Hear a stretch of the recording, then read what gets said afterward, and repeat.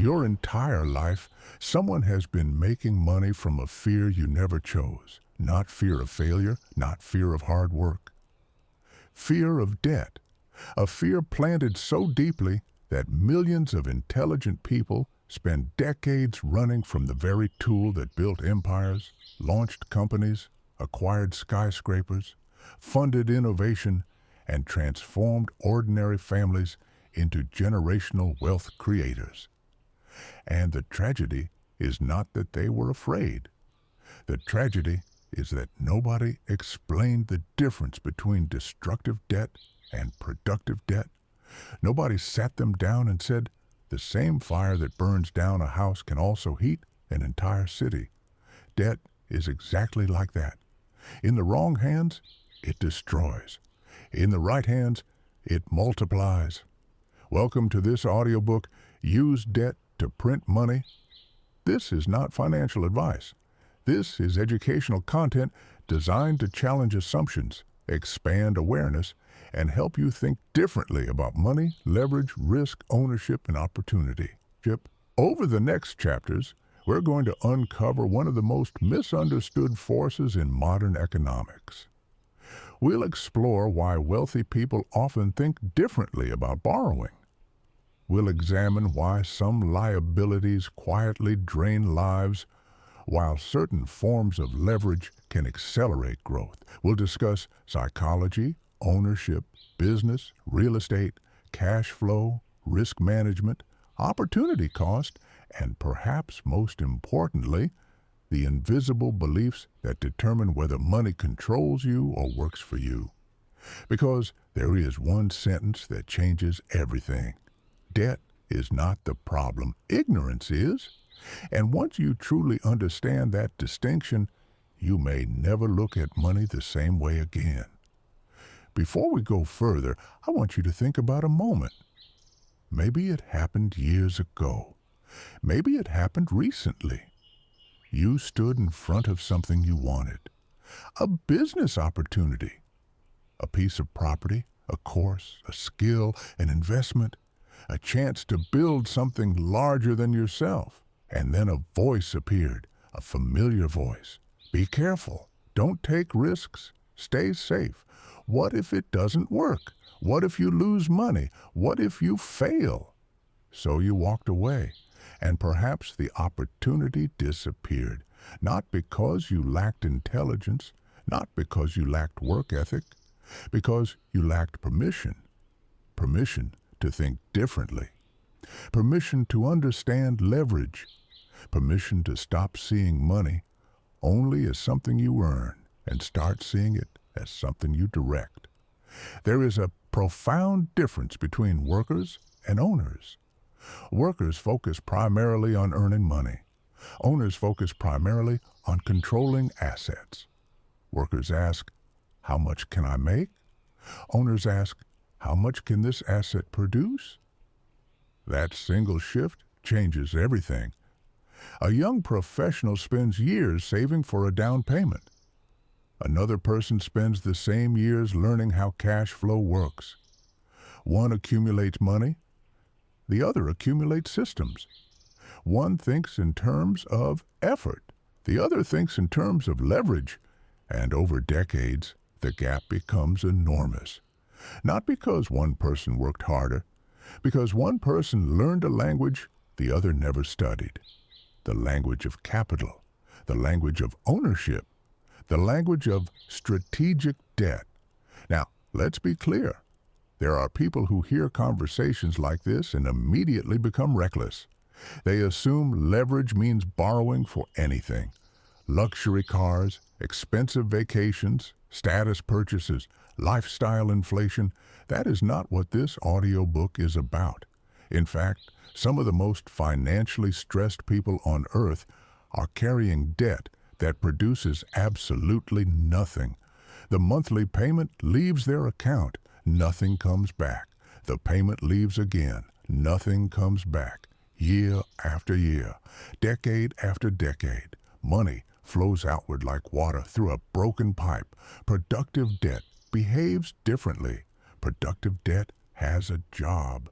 It is hired to perform work, It is expected to produce something: income, growth, cash flow, equity, expansion, opportunity, a machine in a business, a property generating rent, an acquisition creating future revenue, an investment in skills that increase earning power. The debt becomes a worker, and workers are supposed to produce. That's the distinction most people never hear, because schools often teach people how to earn. Very few teach people how to deploy. And deployment is where another level of financial thinking begins. Picture two individuals standing on the edge of a river. One carries buckets, the other builds pipelines. Every day the bucket carrier works. Every day the pipeline builder works. At first they appear identical. Effort is effort. Sweat is sweat. Hours are hours. But after enough time, the difference becomes impossible to ignore. The bucket carrier can only transport what he personally carries. The pipeline builder eventually creates a system that moves water continuously. The world often rewards pipelines more than buckets. Debt, when used strategically, can become part of a pipeline, not because debt is magical, because leverage allows resources to move faster than individual effort alone. Now here's where things become psychologically interesting. Most people do not fear debt. They fear uncertainty. Debt simply becomes the symbol.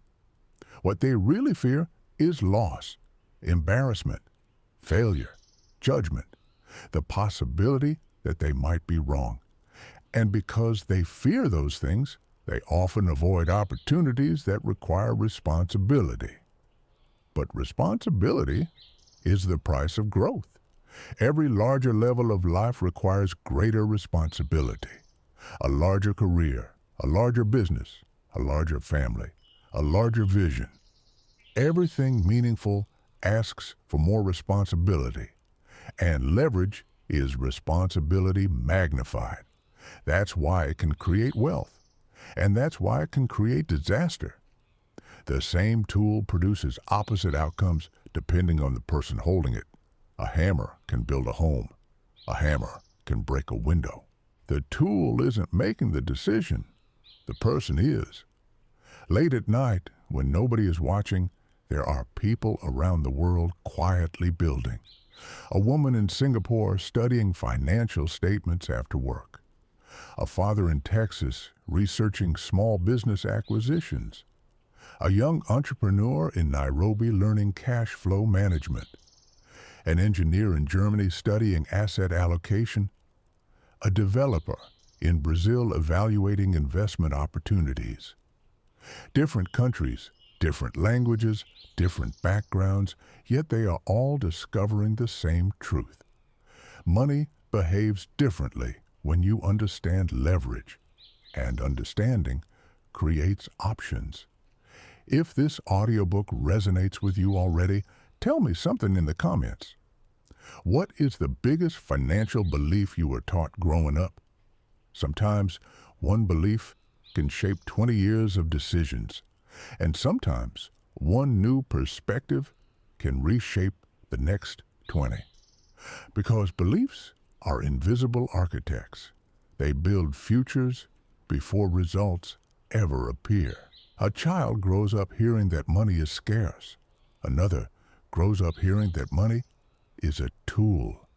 Those two children may enter adulthood with completely different relationships to opportunity, not because reality changed, because interpretation changed.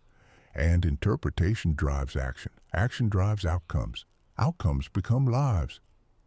The lie about debt is not merely a financial misunderstanding, it is often a misunderstanding about power, about ownership, about control, about possibility. Because once you understand that money can be directed rather than merely earned, an entirely new set of questions emerges. Questions that most people never ask. Questions that lead into territory few ever explore. Questions like, What if the goal was never to work harder? What if the goal was to become more efficient? What if wealth is less about effort and more about structure? What if the people who seem to move fastest aren't necessarily stronger than everyone else? What if they simply learned how to use leverage before everyone else did? And what if the greatest risk isn't taking intelligent risk? What if the greatest risk is spending your entire life avoiding it? Because the next chapter begins with a truth that makes many people uncomfortable. The bank is not always your enemy. Sometimes it becomes something far more interesting, a tool. And understanding that distinction changes everything. Dear friend, you are definitely on the right track if you are watching this video. Like, subscribe, and write in the comments which topic or problem concerns you the most. We promise to prepare a professional video explanation at your request. Chapter 2. The most profitable lesson many wealthy people learn is not how to make money. It's how to stop seeing every dollar as their own. That sounds strange at first, almost offensive. After all, we've been taught that financial success means accumulating enough money, so we never need anyone else's. But look around carefully. Look at the companies that dominate industries. Look at the investors who control enormous portfolios. Look at the entrepreneurs who scale rapidly. Many of them did not grow by relying exclusively on their own capital. They grew by learning how to access capital. That difference is enormous, because when you only use your own money, your growth is limited by your savings. When you understand how to responsibly access additional capital, your possibilities expand. Again, this is not a call for reckless borrowing. It is a call for a different way of thinking. A restaurant owner wants to open a second location. A software founder wants to hire additional developers. A logistics company wants to purchase more vehicles. A real estate investor identifies an opportunity. In each case, the question is not simply, do I have enough money? The deeper question becomes, can this opportunity generate more value than the cost of acquiring capital? That is a completely different conversation. Most people spend their lives looking at money through the lens of expense. Wealth builders often look at money through the lens of productivity. One mindset sees money leaving. The other sees money working. Imagine two people standing in front of the same opportunity. The first says, I don't want debt. The second asks, what does the math say? The first reacts emotionally. The second investigates objectively. Neither is guaranteed success, but one has opened the door to analysis. And analysis is where intelligent decisions live. The challenge is that emotions and money have a complicated relationship. Money is rarely just money. It becomes identity, security, status, fear, hope, childhood memories, family beliefs, cultural narratives. For some people, debt feels dangerous because they watched parents struggle under financial pressure. For others, debt feels irresponsible because they were taught that borrowing is always wrong. Those experiences matter.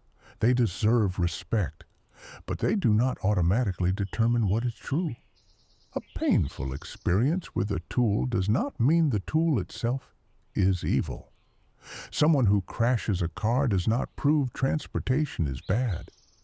Someone who misuses debt does not prove leverage is always destructive. The real question is understanding the difference between use and misuse. One of the biggest financial traps in modern society is what I call emotional purchasing. You know what it looks like. A promotion arrives. Income increases. Suddenly lifestyle expands. A newer car, a bigger apartment, more subscriptions, more status symbols, more monthly obligations. And strangely, despite earning more money, financial freedom moves further away. Why? Because consumption disguised itself as progress. This is where countless people unknowingly become servants to debt. Not because debt trapped them, because consumption trapped them. The debt simply amplified the consequences. A luxury watch does not generate income. A vacation does not produce cash flow. An expensive car usually loses value the moment it leaves the dealership. Yet millions finance these things every year. Then wonder why financial stress follows them. The issue isn't borrowing. The issue is borrowing for assets that drain resources instead of producing them. The wealthy are not immune to mistakes. Far from it. Many have experienced devastating failures. Failed businesses, collapsed investments, bad acquisitions, market downturns. But the financially intelligent often ask a different question before taking on debt. They ask, what happens if I'm wrong? That question alone can save fortunes, because responsible leverage requires humility. Arrogance destroys leverage. Humility manages it. A person blinded by optimism assumes everything will work perfectly. A wise person creates room for imperfection. They expect delays, unexpected expenses, economic changes, market volatility, human error. And because they plan for uncertainty, they survive situations that destroy others. One of the great myths of success is that successful people are fearless. They're not. Many are incredibly aware of risk. The difference is that they study risk instead of running from it. They examine it, measure it, reduce it, manage it. Fear says, avoid everything. Wisdom says, understand everything. Those are very different approaches to life. Years ago, there was a small business owner who spent nearly a decade saving every dollar he could. He worked long hours, avoided unnecessary spending, made sacrifices. Eventually, he accumulated enough cash to buy a commercial property outright. But then, something unexpected happened. Instead of paying cash, he chose financing. His friends thought he was crazy. His family questioned the decision. After all, why borrow when he had the money? But his reasoning was different. By preserving capital, he retained flexibility. His remaining cash could be used to improve operations, hire talent, create reserves, and pursue future opportunities. The property produced income. The business expanded. Years later, the decision became one of the turning points in his financial life. The lesson wasn't that borrowing is always superior. The lesson was that liquidity has value, flexibility has value, optionality has value, and sometimes paying cash carries its own hidden costs. This brings us to a concept almost nobody discusses enough: opportunity cost. Every financial decision closes other doors. Spend money here. You cannot spend it there. Commit capital to one project. You cannot simultaneously deploy it elsewhere. Time works the same way. Energy works the same way. Life itself works the same way. The most successful people often become obsessed with opportunity cost because they understand that resources are finite. When they evaluate a decision, they don't simply ask what something costs. They ask what alternatives they are sacrificing. That question changes behavior, it changes investing, it changes business, it changes careers, it changes relationships, it changes everything, and perhaps nowhere is opportunity cost more misunderstood than in conversations about debt, because sometimes the hidden cost of avoiding leverage is not visible immediately. It appears years later, in the opportunities never pursued, the businesses never launched, the assets never acquired, the growth that never happened. Again, caution matters, risk management matters, education matters, but paralysis is also expensive. Inaction has a cost. Waiting has a cost. Fear has a cost. And many people spend decades paying that bill without realizing it. There's another uncomfortable truth. The financial system rewards ownership more aggressively than labor. That doesn't mean labor lacks value. Labor matters, work matters, skill matters, but ownership creates a different dynamic. An employee can only work so many hours. An asset can potentially produce value continuously. A business can serve customers while its owner sleeps. An investment can appreciate while someone is on vacation. A system can operate without constant physical presence. That is why ownership becomes so powerful. And debt, when used intelligently, can sometimes accelerate access to ownership. Not always, not automatically, not without risk, but sometimes. That possibility is what many people never examine. They stop the conversation before it begins. The moment debt enters the discussion, emotion takes over. Yet emotion is a poor financial advisor. Emotion panics during downturns. Emotion chases trends during booms.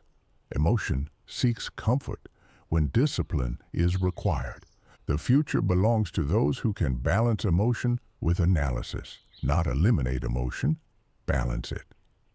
Because human beings are emotional creatures. We always will be. The goal is not becoming a machine. The goal is becoming aware. Aware of fear, aware of greed, aware of assumptions, aware of blind spots. Awareness creates choices, and choices create futures. If you're still listening, I want to ask you something. What financial belief are you currently questioning? What idea feels uncomfortable? Sometimes discomfort is a sign that you're growing, not because the new idea is automatically correct, but because you're finally examining assumptions that have gone unchallenged for years. Growth often begins where certainty ends, and in the next chapter, we're going somewhere even deeper. Because the greatest misunderstanding about debt is not financial, it's psychological. The richest leverage tool in the world becomes dangerous the moment it enters an undisciplined mind, and that changes the entire conversation. Chapter 3. The fastest way to destroy your future is not taking on debt. The fastest way to destroy your future is taking on responsibility before developing the mindset required to carry it. That distinction matters more than most people realize, because debt amplifies, it magnifies, it reveals. If you are disciplined, leverage often magnifies discipline. If you are careless, leverage magnifies carelessness. If you manage money well, leverage can accelerate growth. If you manage money poorly, leverage can accelerate consequences. Debt is not a personality. Debt is a mirror, and mirrors are honest. This is why two people can use the exact same financial tool and arrive at completely different destinations. One becomes wealthier, the other becomes overwhelmed. The difference usually isn't the tool. The difference is the operator. Think about a professional pilot. Give a modern aircraft to someone trained, experienced, and disciplined, and the aircraft becomes a remarkable vehicle. Give the same aircraft to someone unprepared, impatient, and impulsive, and it becomes dangerous. Leverage behaves similarly. The problem is that modern culture often teaches people how to desire outcomes without teaching them how to carry responsibility. Everyone wants freedom. Few want structure. Everyone wants results. Few want preparation. Everyone wants ownership. Few want accountability. Yet accountability is the hidden foundation beneath every durable success story. Years ago, A young entrepreneur launched an online business. At first, growth was slow. A few customers, a few sales, nothing extraordinary. Then suddenly demand increased. Opportunities appeared. Expansion became possible. For the first time, lenders were willing to provide capital. He was excited, maybe too excited. The money arrived before the maturity arrived. Instead of strengthening operations, he upgraded his lifestyle. Instead of building systems, he purchased status. Instead of investing in productivity, he invested in appearances. For a brief period, everything looked successful. The social media posts looked impressive. The car looked impressive. The apartment looked impressive. The confidence looked impressive. But appearances and foundations are not the same thing. And eventually, reality arrived. Revenue slowed. Expenses remained. Pressure increased. The leverage that once felt empowering suddenly felt suffocating. Within a few years, the business collapsed. Now here's the important part. The lesson wasn't that debt caused the failure. The lesson was that immaturity did. The debt simply exposed what already existed beneath the surface. That is one of the hardest truths in personal finance. Money doesn't create character. It reveals character. Leverage doesn't create habits. It magnifies habits. A disciplined person often becomes more disciplined when responsibility increases. An impulsive person often becomes more impulsive when resources expand, which is why mindset matters so much. Before discussing how debt can potentially create opportunity, we must discuss the psychological habits that make opportunity sustainable. One of those habits is delayed gratification. In a world obsessed with immediate rewards, delayed gratification feels almost revolutionary. The ability to sacrifice today for a larger tomorrow. The ability to resist immediate pleasure for long-term gain. The ability to think beyond the current moment. This skill quietly sits beneath many successful financial journeys. Not because successful people never enjoy life, not because they never spend money, because they understand timing, they understand sequence, they understand that planting comes before harvesting, that foundations come before expansion, that preparation comes before acceleration. Imagine planting a fruit tree. The person who digs up the roots every week to check progress never enjoys the harvest. The patient gardener eventually does. Financial growth often follows the same pattern. The challenge is that modern technology trains us in the opposite direction. Instant delivery, instant entertainment, instant responses, instant stimulation. The brain becomes accustomed to speed. And when financial progress moves slowly, frustration appears. People abandon strategies, chase shortcuts, take unnecessary risks, or quit entirely, not because success was impossible, because patience became impossible. One of the greatest advantages you can develop is emotional patience, especially in financial matters. Because markets fluctuate, businesses fluctuate, economies fluctuate, even confidence fluctuates. But patience creates stability during uncertainty, and stability creates better decisions. Another critical mindset shift involves identity. Most people focus exclusively on changing actions. Very few focus on changing identity. They say things like, I want to save more. I want to invest more. I want to become wealthier. Those goals are fine, but deeper transformation often begins when identity changes. Instead of asking, what should I do? Ask, who must I become? A person who consistently manages money well behaves differently than someone who doesn't. A person who builds assets thinks differently than someone who consumes assets. A person who understands leverage approaches opportunities differently than someone who fears every form of uncertainty. Identity drives behavior. Behavior drives outcomes. This is why lasting transformation feels different from temporary motivation. Motivation creates bursts. Identity creates consistency. And consistency changes lives. Late one evening, imagine a father sitting at a kitchen table after everyone else has gone to sleep, bills scattered across the surface, a notebook nearby, a quiet house, a tired mind. He's not thinking about becoming a billionaire. He's thinking about creating options. More time with family, more security, more freedom, more possibility. And in that moment, something shifts.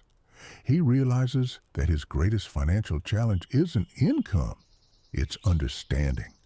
Because understanding changes decisions. Decisions change trajectories. Trajectories change generations. That realization is powerful, not because it instantly solves problems, because it redirects attention away from blame, toward learning, away from frustration, toward growth, away from helplessness, toward responsibility. Financial literacy is not merely information, it is perspective, the ability to see opportunities others overlook, the ability to recognize patterns, the ability to evaluate risk intelligently, the ability to separate emotional narratives from practical realities, and perhaps most importantly, the ability to ask better questions. Poor questions create poor answers. Powerful questions create powerful futures. Instead of asking, how can I avoid all risk? Ask, how can I understand risk better? Instead of asking, how quickly can I become rich? Ask, how can I become more valuable? Instead of asking, how much debt can I take? Ask, can this obligation create more value than it costs? Notice how those questions immediately change the quality of thinking. They force analysis. They force awareness. They force maturity. And maturity is what transforms leverage from danger into opportunity. One reason so many people struggle financially is because they confuse income with wealth. Income is important, but income alone is not wealth. A professional athlete may earn millions and still become bankrupt. A business owner may earn less while quietly building substantial assets. Why? Because wealth is not only about what comes in, it is about what remains, what grows, what compounds, what continues working even after the effort ends. This concept becomes increasingly important as we discuss debt, because productive debt is often connected to productive assets, and productive assets are often connected to compounding. Compounding is one of the most extraordinary forces in economics. Small advantages repeated consistently over long periods create surprising outcomes. A single degree adjustment in direction can completely alter a destination over time. A single habit repeated for years can transform a life.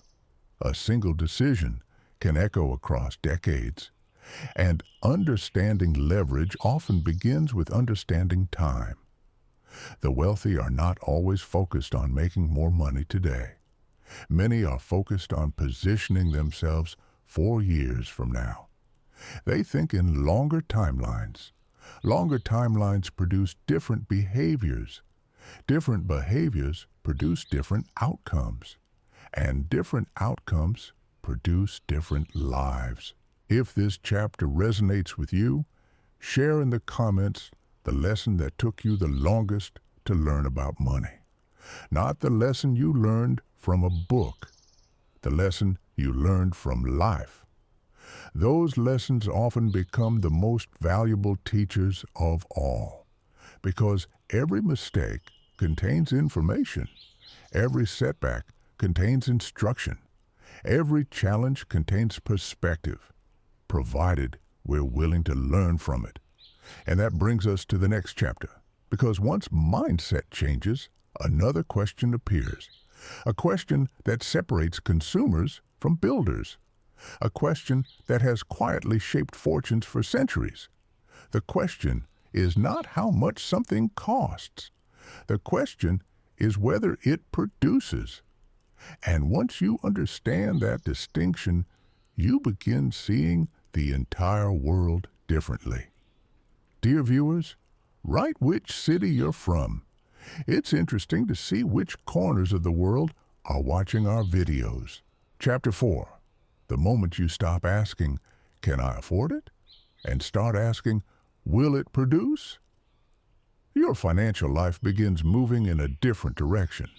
That single shift sounds small, but entire fortunes have been built on that distinction, because consumers and builders often look at the exact same object and see completely different realities. A consumer sees a purchase. A builder sees a mechanism. A consumer sees ownership. A builder sees output. A consumer asks what something costs. A builder asks what something creates. Neither perspective is inherently good or bad. The difference is that one perspective usually spends money, while the other often deploys money. And deployment is where leverage becomes powerful. Think about a farmer. A farmer does not look at seeds the way most people look at seeds. To an ordinary observer, seeds are tiny objects with little apparent value. To a farmer, seeds are future harvests, future revenue, future possibility, future multiplication. The seed is not evaluated by what it is today. It is evaluated by what it can become. This way of thinking exists everywhere in wealth creation. An entrepreneur looks at software differently. An investor looks at businesses differently. A property owner looks at land differently. They are constantly asking a hidden question. What can this produce? Not tomorrow, not next week. Over time, the average person often focuses on transactions. Builders focus on systems. And systems are where wealth frequently lives. Imagine two neighbors. Both receive an unexpected bonus from work. One immediately begins searching for ways to upgrade life. A larger television, a luxury purchase, a vacation package, something that feels rewarding right now. The other spends several weeks researching opportunities, learning, analyzing, thinking, asking questions, looking for ways to convert today's money into future production. At first, the first neighbor appears happier.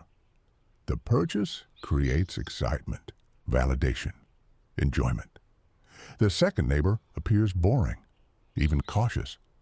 But years later, the outcomes may tell a different story, because one used money for consumption, the other used money for creation. And creation tends to compound. This principle becomes even more important when debt enters the conversation, because borrowing magnifies outcomes. If you borrow for consumption, consumption grows. If you borrow for production, production may grow. That's why the purpose behind debt matters more than the debt itself. Purpose determines direction. Direction determines destination. Many people spend years debating whether debt is good or bad. Meanwhile, the more useful question often remains ignored. Good for what? Bad for what? A chainsaw is dangerous. A surgeon's scalpel is dangerous. Electricity is dangerous. But danger alone tells us almost nothing. The real conversation concerns application. How is the tool being used? By whom? Under what circumstances? With what level of skill? Those questions matter, because reality is rarely as simple as good or bad. Most meaningful decisions exist in the territory of judgment, and judgment improves through education.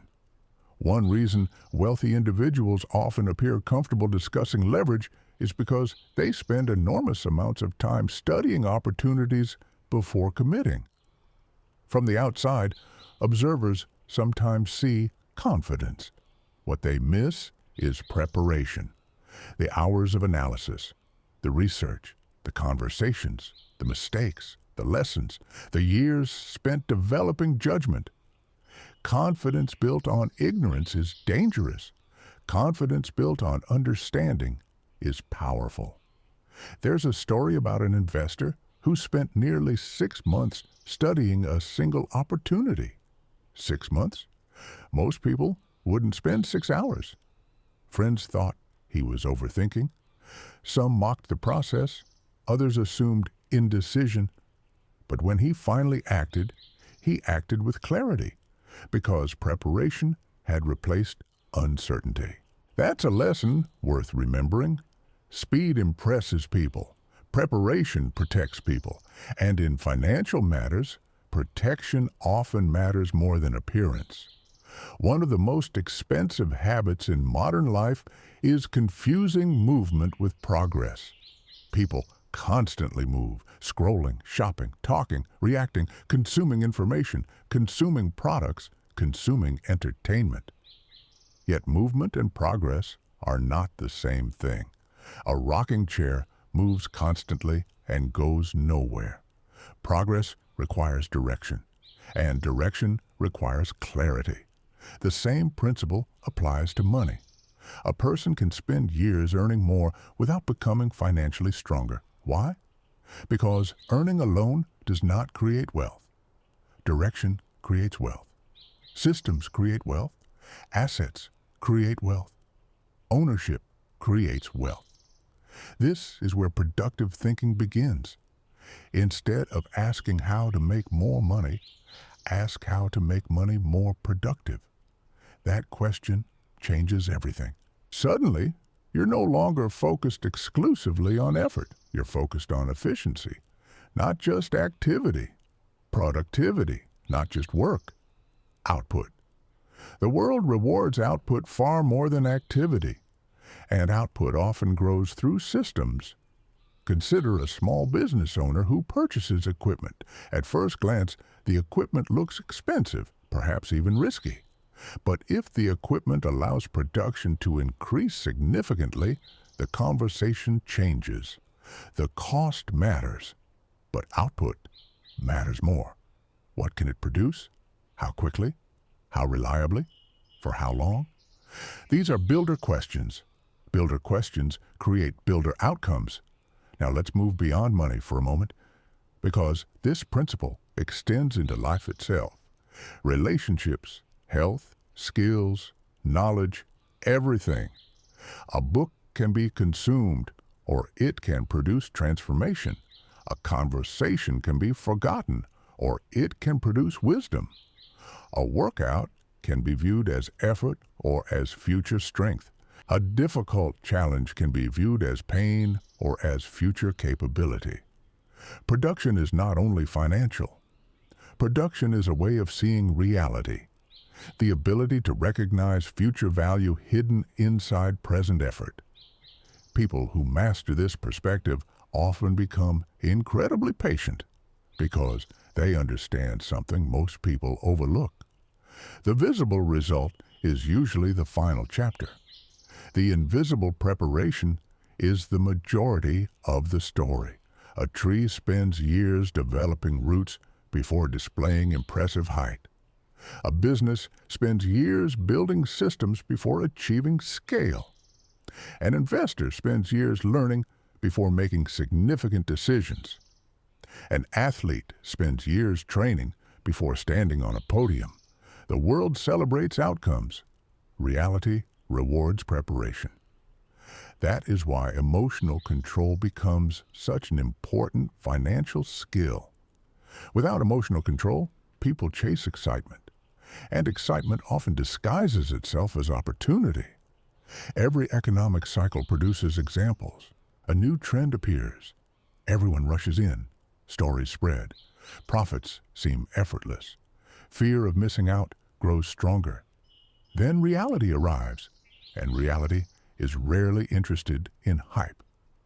The disciplined thinker pauses, studies, questions, evaluates, not because they are afraid, because they understand that excitement can cloud judgment.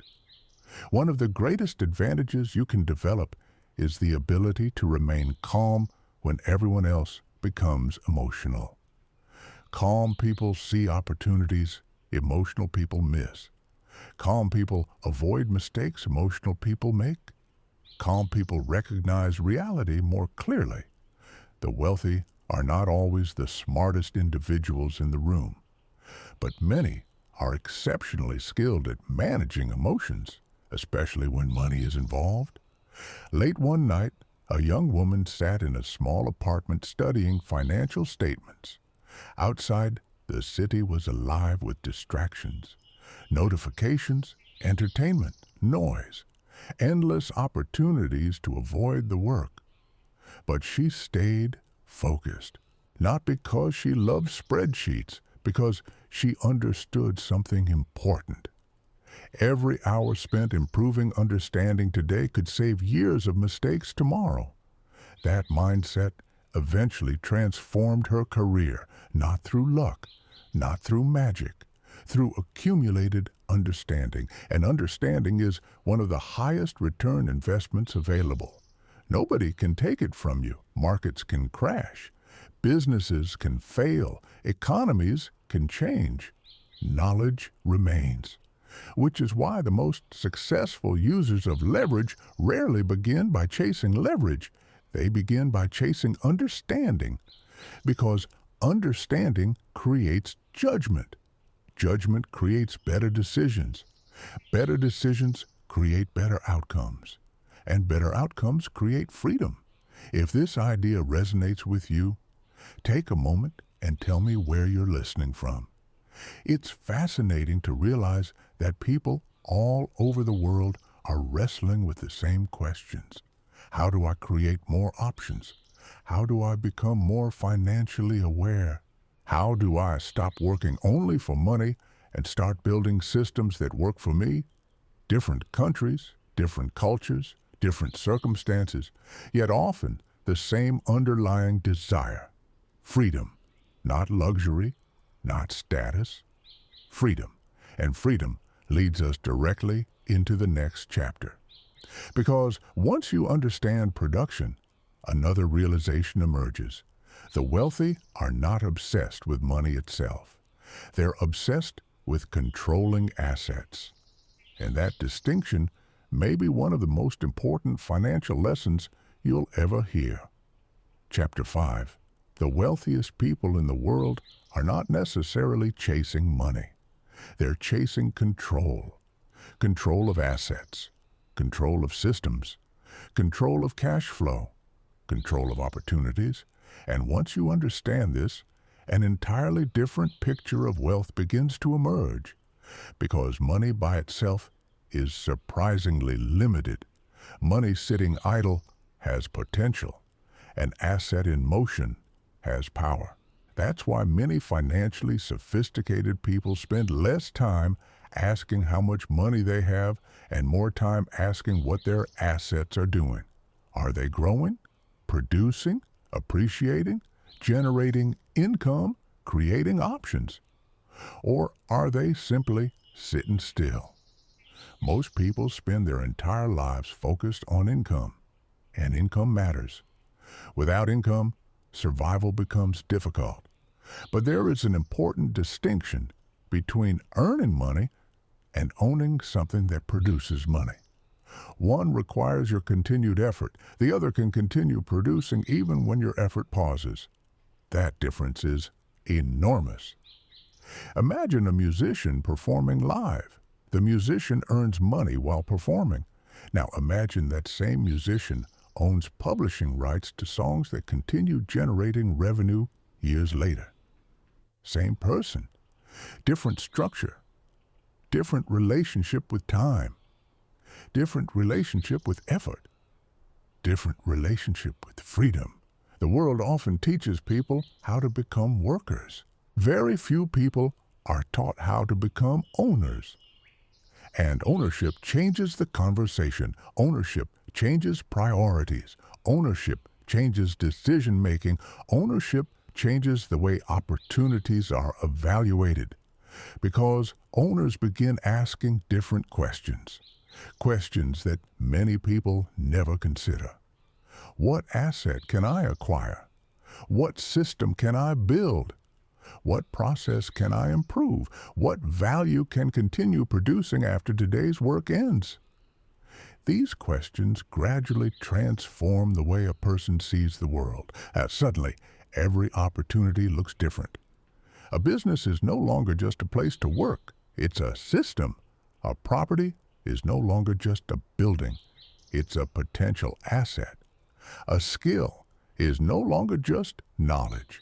It's a future income generator. Everything becomes connected to production, connected to value creation, connected to leverage. Years ago, an older entrepreneur shared something fascinating. He said the biggest financial mistake of his early life wasn't losing money. It wasn't choosing the wrong investment. It wasn't even taking risks that failed. His biggest mistake was spending too many years thinking like a buyer instead of an owner. That sentence stayed with me because it captures something profound. Buyers focus on possession. Owners focus on production. Buyers often ask, how much does this cost? Owners ask, what does this create? Buyers frequently seek immediate satisfaction. Owners frequently seek long-term value. Neither perspective is automatically right or wrong, but they lead to different futures. Imagine walking through a city. Most people see buildings. An owner sees leases, cash flow, operations, management, financing structures, economic activity, opportunity. Same street, same buildings, completely different perspective. Perspective creates possibility, and possibility creates outcomes. One of the reasons debt can become such a powerful tool is because it sometimes allows people to access ownership sooner than they otherwise could. Notice the key word, sometimes, not always. This audiobook is not about pretending every opportunity is good. It's about understanding why opportunity exists in the first place, because ownership often compounds. A productive asset may create income. That income may acquire another asset, which creates additional income, which creates additional opportunity. Over time, a network begins forming, and networks are powerful. A single stream of water can help. Multiple streams create a river. The financially successful often spend decades building rivers. Small streams first, then larger streams, then systems, then networks, not overnight. Gradually, patiently, strategically. One of the biggest misconceptions about wealth is that it arrives through a single breakthrough. Sometimes that happens.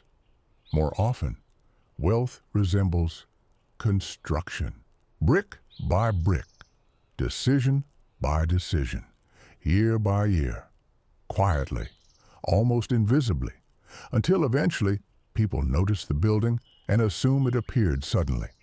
But buildings don't appear suddenly. Foundations are simply harder to see. A person who understands assets begins paying attention to something most people ignore. Cash flow. Not headlines, not trends, not appearances. Cash flow. Because appearances can be deceptive. There are people driving expensive vehicles who are financially stressed. There are people living modestly who quietly control significant assets. There are people posting success online while drowning in obligations. There are people nobody notices who are steadily building freedom.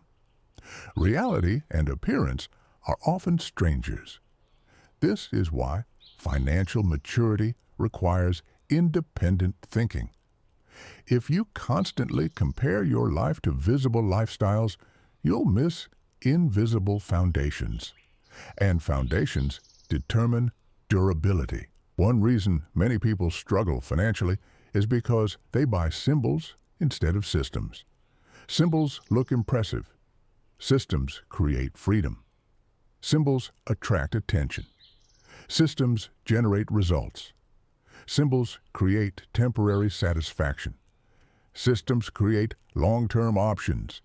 The difference matters, especially when debt enters the equation, because debt attached to symbols usually becomes a burden. Debt attached to productive systems may become something entirely different, a tool, a lever, an accelerator.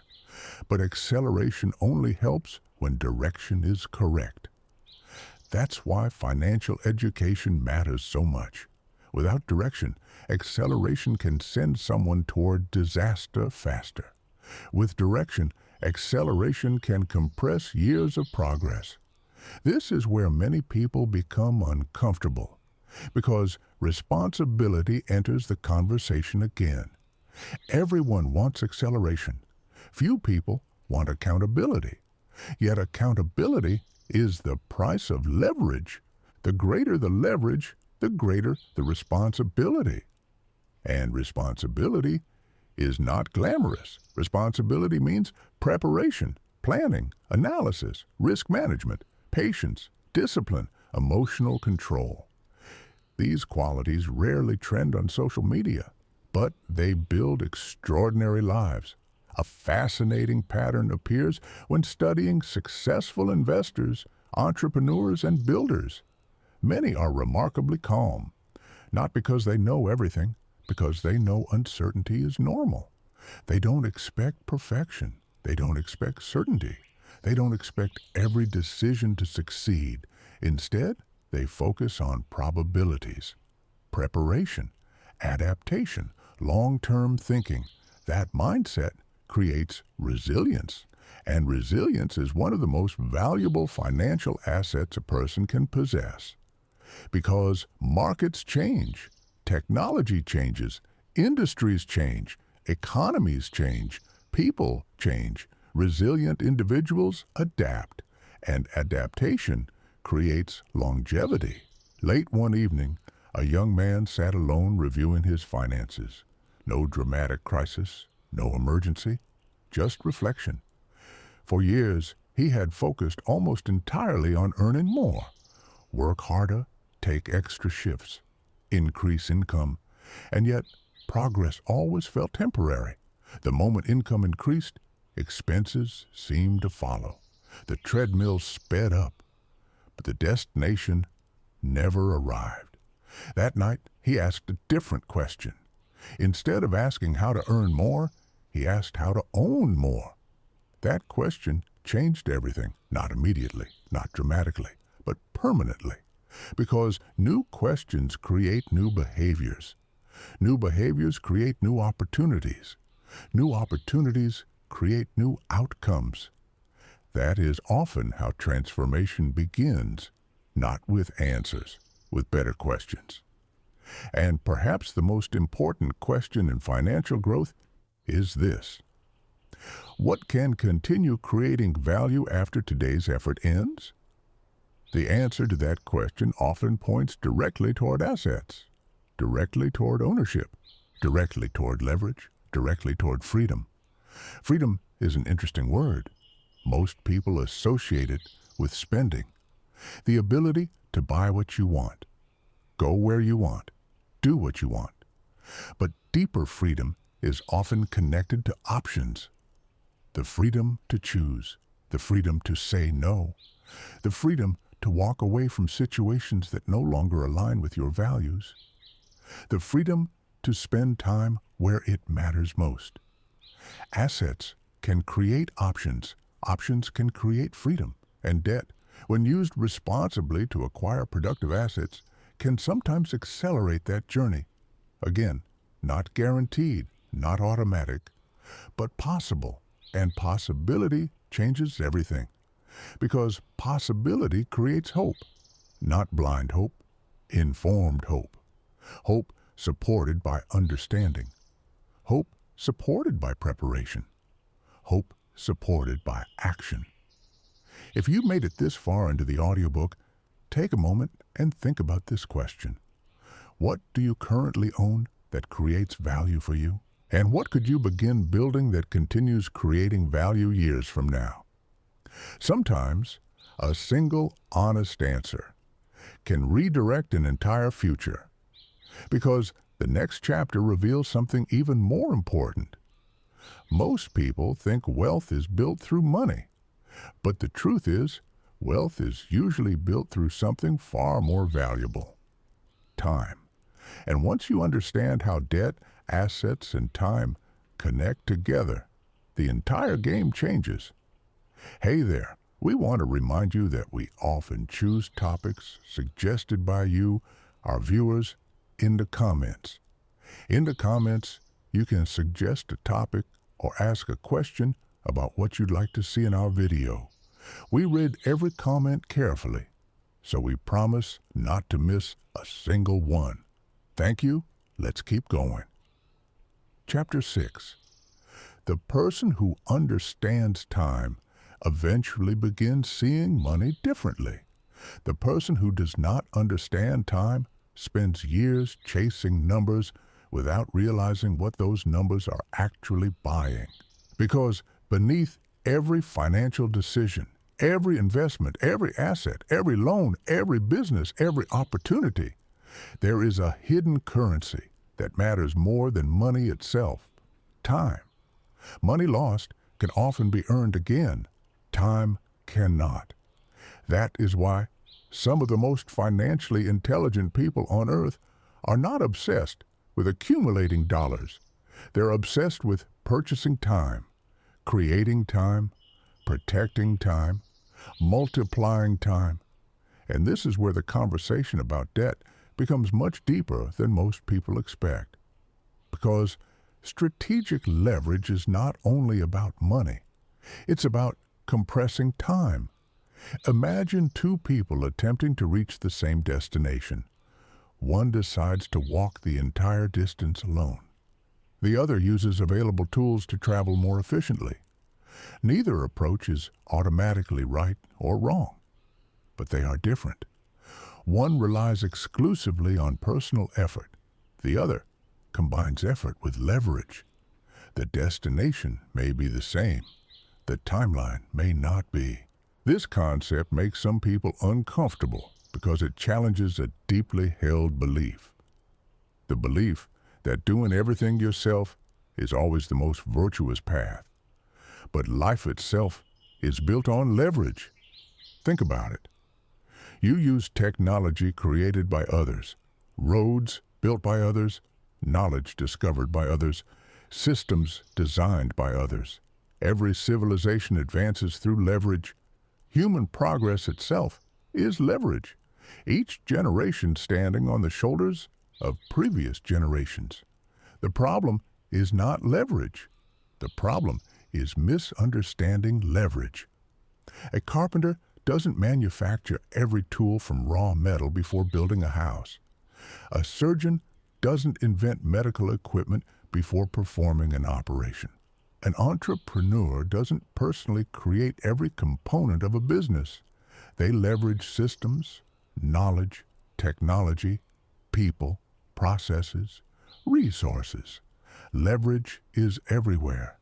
Financial leverage is simply one form of a much larger principle. The ability to accomplish more than individual effort alone could produce. Now, let's talk about something rarely discussed: the hidden cost of waiting. Most people understand the cost of action. Few understand the cost of delay. Delay feels safe, comfortable, responsible. But sometimes, delay carries consequences that remain invisible for years. Imagine someone identifies a productive opportunity, an asset, a business, a skill, an investment, something capable of creating value over time. But fear wins, so they wait. Another year passes, then another, then another. Nothing catastrophic happens, which creates the illusion that waiting had no cost. But it did. The opportunity cost simply remained hidden. Compounding never began. Growth never started. Learning never accelerated. The future asset never had a chance to mature. And one day they realize they aren't only missing money, they're missing years. Years that can never be recovered. That realization can be painful because time compounds just as powerfully as money, sometimes more powerfully. A tree planted 20 years ago provides shade today. A tree planted today provides possibility. The difference is time. And many financial decisions are actually time decisions wearing different clothes. A fascinating thing happens when people begin studying successful builders, whether they're entrepreneurs, investors, inventors, creators, or business owners. They start noticing a pattern. The most successful among them often think in decades, not days, not weeks, not even years, decades. While others obsess over immediate outcomes, they focus on trajectories, direction, compounding, accumulation, small advantages repeated consistently. This long-term perspective creates extraordinary patience, and patience is one of the rarest qualities in modern society because modern culture rewards immediacy, faster results, faster entertainment, faster responses, faster everything. Yet many meaningful achievements refuse to operate on those timelines. A great business takes time. A strong reputation takes time. A valuable skill takes time. Trust takes time. Mastery takes time. Wealth often takes time. The challenge is that humans naturally underestimate compounding. We expect dramatic breakthroughs. Reality often delivers gradual progress, and gradual progress can feel invisible until suddenly it doesn't. Picture a plane leaving an airport. For the first few minutes, movement seems modest, nothing dramatic. But hour after hour, small adjustments create enormous distances. Life behaves similarly. A small financial habit repeated for 10 years becomes significant. A small investment repeated for 20 years becomes powerful. A small improvement repeated daily becomes transformational. The secret isn't intensity. The secret is consistency. Debt becomes dangerous when people seek shortcuts. It becomes useful when people understand systems. There's a profound difference. Shortcuts attempt to escape reality. Systems work with reality. A shortcut says, how can I get rich quickly? A system says, how can I create value repeatedly? A shortcut seeks immediate outcomes. A system seeks sustainable outcomes. A shortcut often depends on luck. A system depends on process. This distinction separates many financial winners from financial losers. Not intelligence, not talent, process. One of the most powerful questions you can ask yourself is this: if money were no longer the immediate concern, how would I spend my time? Think about that carefully, not in fantasy, in reality. What work would still matter? What projects would still excite you? What contributions would still feel meaningful? What relationships would deserve more attention? Because ultimately, wealth is not about escaping life. It's about creating greater freedom to engage with life intentionally. The wealthy individual who controls time often possesses something far more valuable than visible luxury: choice.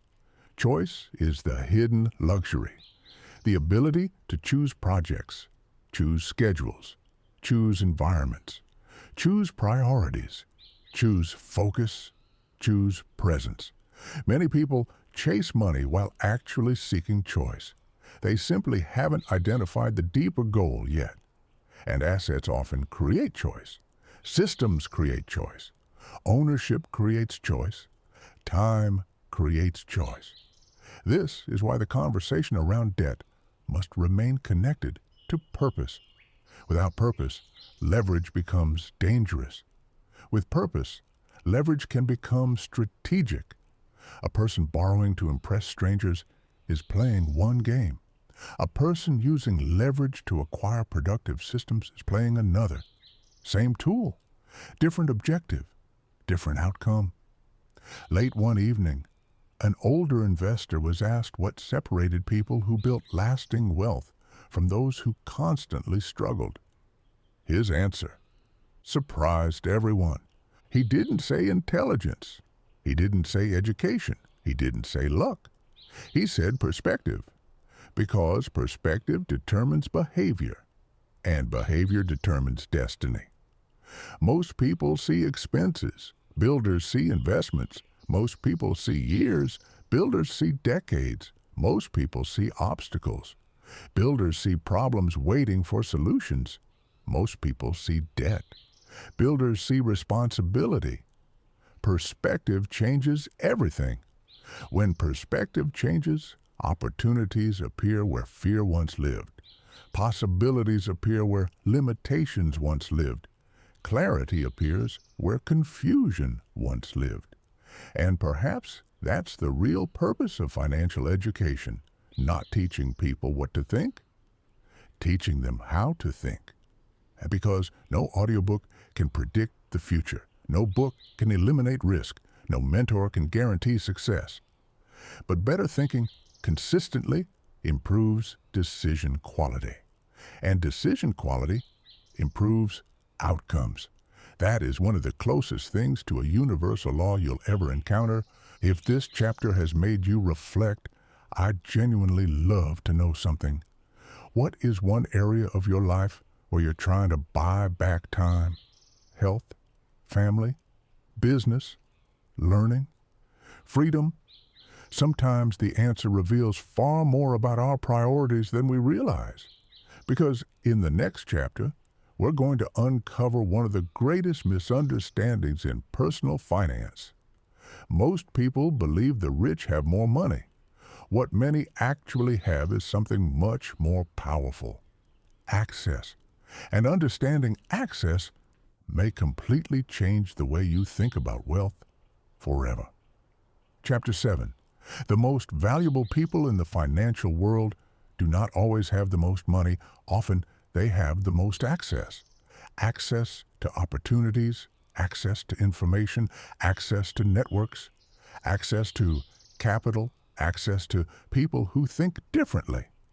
And once you understand this, a powerful realization begins to emerge.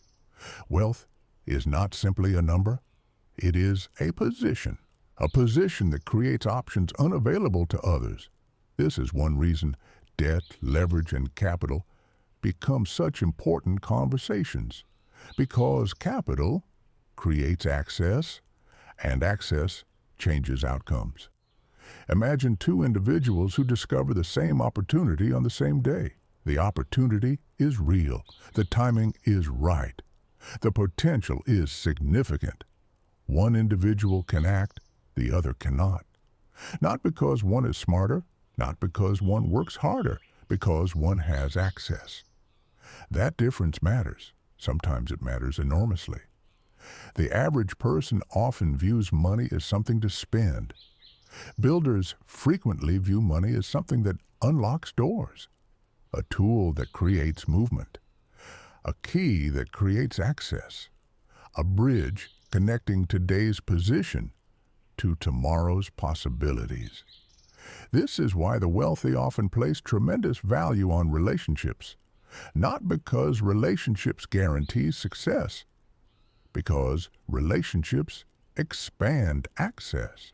Every meaningful breakthrough in life usually travels through people: a mentor, a partner, a client, a teacher, a colleague, a friend, a recommendation, a conversation. Opportunities frequently arrive wearing human faces, and yet many people spend years focused entirely on transactions while ignoring connections. That is a costly mistake, because access often grows through trust, and trust compounds, just like money, just like knowledge, just like reputation, just like opportunity. A young entrepreneur once asked a highly successful investor a simple question. What is the greatest asset you've ever acquired? The entrepreneur expected an answer involving real estate, private companies, stocks, technology. The investor smiled, then answered with one word: relationships. At first, the answer seemed disappointing, almost too simple. But years later, the entrepreneur finally understood. Every major opportunity in his life had arrived through people. Every major lesson had arrived through people. Every major breakthrough had arrived through people. Relationships had quietly influenced nearly every meaningful outcome, not because relationships replace skill, because they multiply skill. That is, leverage, human leverage, one of the most powerful forms of leverage available. And unlike financial leverage, it often requires very little money. Only integrity, consistency, trustworthiness, character. Yet surprisingly, few people invest in it because immediate results are invisible, and invisible investments are difficult for impatient minds to appreciate. The same principle applies to reputation. Reputation is one of the most underrated assets in existence. A strong reputation can create opportunities money cannot buy. A damaged reputation can destroy opportunities money cannot repair. That's why some of the most successful people in the world guard their reputation with extraordinary care. They understand something profound. Trust is difficult to build, easy to lose, and expensive to replace. When discussing debt and leverage, this becomes critically important because leverage amplifies more than money. It amplifies character.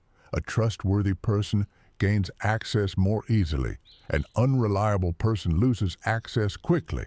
Access follows confidence. Confidence follows trust. Trust follows behavior. Everything is connected. This is why the journey toward financial growth is rarely just financial. It becomes personal, psychological, behavioral, emotional. A person who cannot manage impulses often struggles with money. A person who cannot delay gratification often struggles with opportunity. A person who cannot maintain discipline often struggles with leverage. Money simply reveals what already exists, which brings us to a fascinating paradox. Many people spend years trying to get access to capital.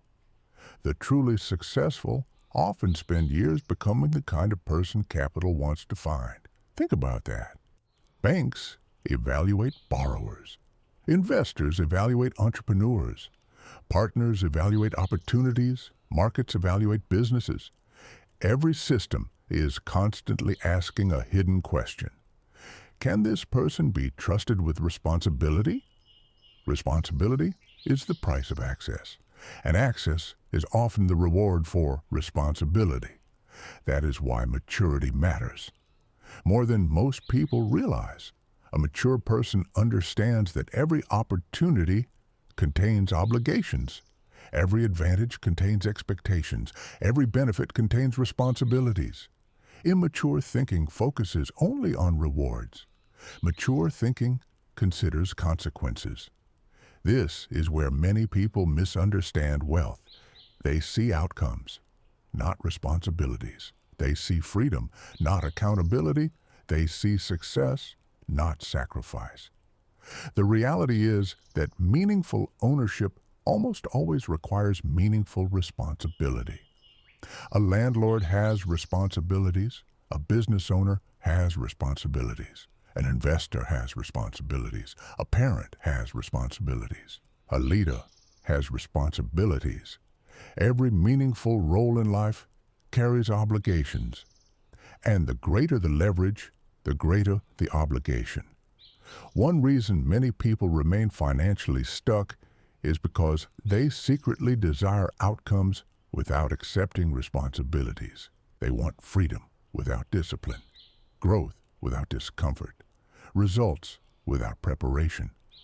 But reality rarely negotiates with those desires. Reality rewards alignment. The people who consistently create value often receive greater opportunities to create more value.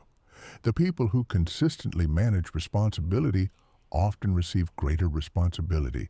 This process repeats itself over decades, and eventually it appears to outsiders as success. But success is often accumulated trust, accumulated capability, accumulated discipline, accumulated credibility, accumulated value, not luck, not magic, accumulation.